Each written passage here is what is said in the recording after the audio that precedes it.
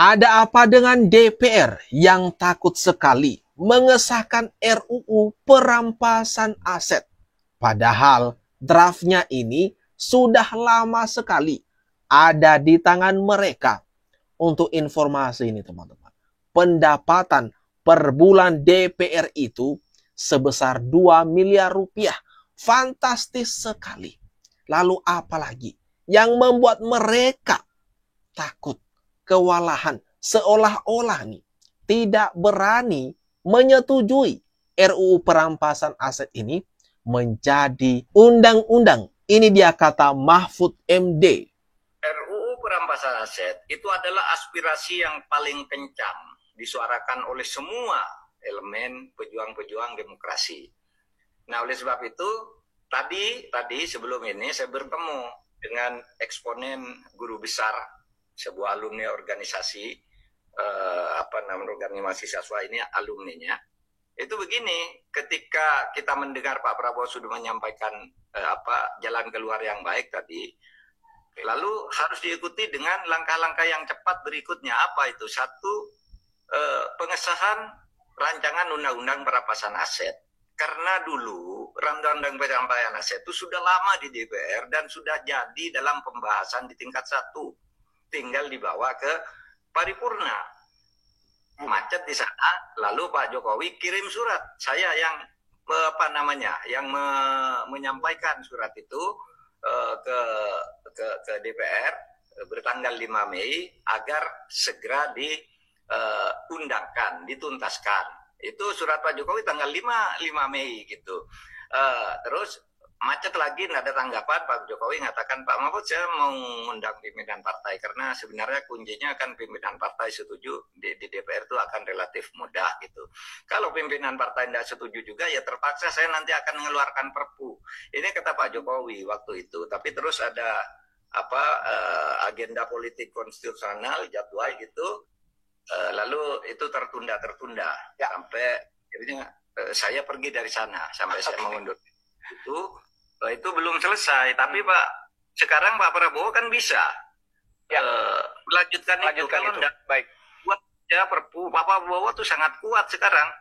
Kalau apapun diselesaikan dengan cepat, apalagi cuma kayak gini. Kuat aja pasti bulan berikutnya sudah disetujui oleh DPR. Nah, ini gimana nih teman-teman? Mengenai RUU perampasan aset yang terus ditunda-tunda pembahasannya di DPR. Padahal di era Jokowi, di era Pak Jokowi sudah lama tuh menyerahkan draft RUU perampasan aset.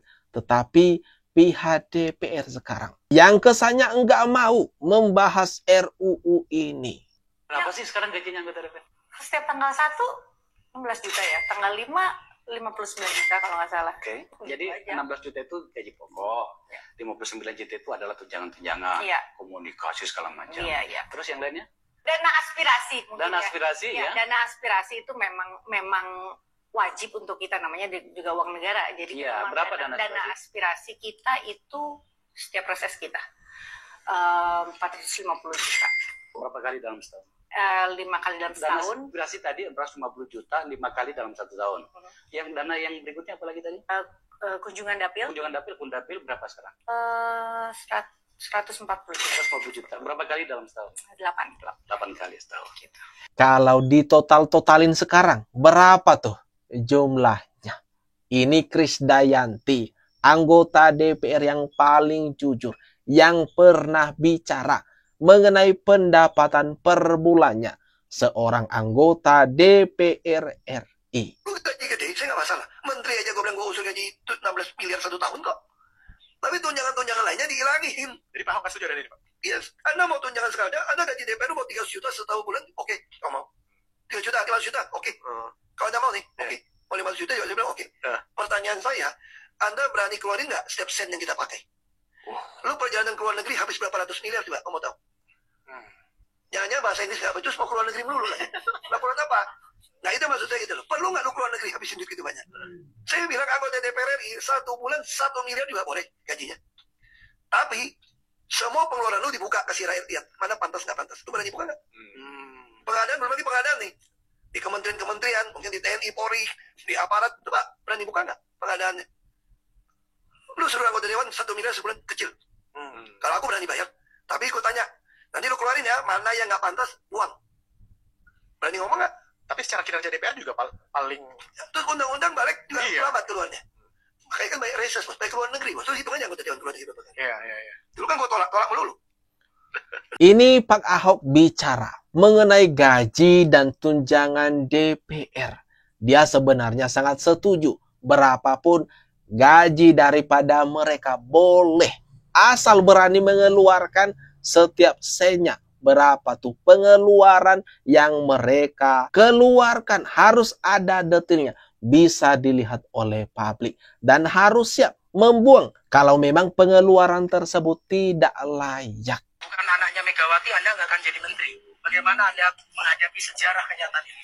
Sebagai anaknya Megawati, tentu saja saya mengucapkan syukur alhamdulillah. Sebagai keluarga Bung Karno, saya juga mengucapkan syukur alhamdulillah. Itu buat saya merupakan suatu anugerah dari Tuhan yang belum tentu semua orang miliki. Tapi tolong juga dilihat bagaimana kinerja yang selama ini saya sudah lakukan. Tapi rakyat Indonesia tidak peduli dengan anugerah itu. Yang penting adalah kerja, dan selama ini kerja Mbak Puan sebelum masuk di partai itu tidak terdengar, dan hanya karena Anda adalah anak Megawati, Anda bisa menjadi menteri. Ya.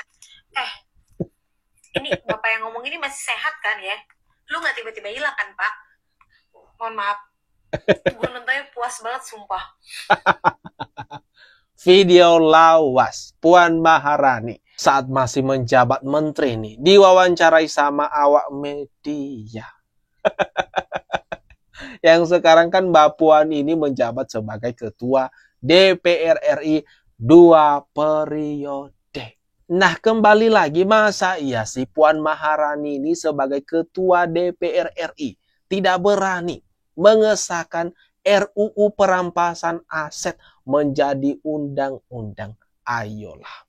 Semua sekarang rakyat sangat gerah sekali. Jadi menurut saya yang rasional untuk sekarang itu apa yang pernah disampaikan oleh Krisdayanti, lebih dari 2 miliar di dalam sebulan kalau di rata-rata. Di dalam sebulan lebih dari 2 miliar. Itu Krisdayanti waktu itu nyatakan itu.